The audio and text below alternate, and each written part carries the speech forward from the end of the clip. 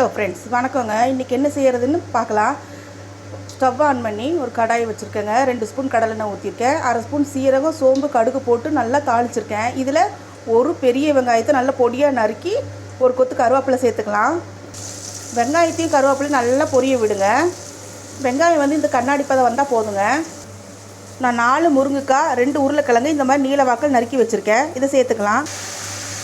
காய் சேர்த்துனதுக்கப்புறமா இந்த காய் வேகிறதுக்கு தேவையான தண்ணி ஊற்றிக்கலாம்.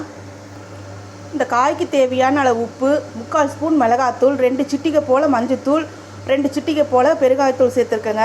இது நல்லா கலந்து கொடுத்து ஒரு 10 நிமிஷம் மூடி போட்டு நல்லா வேக வச்சுக்கோங்க.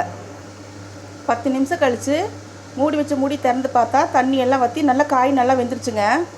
2 துண்டு தேங்காவை கொரகொரப்பாக அரைச்சி வச்சுருக்கேன். இது நல்லா சேர்த்து கலந்துக்கலாம். 5 நிமிஷம் நல்லா கலந்து கொடுங்க. தேங்காய் பச்சை வாசனை போனதுக்கப்புறம் இறக்கிக்கோங்க. சூப்பரான பொரியல்.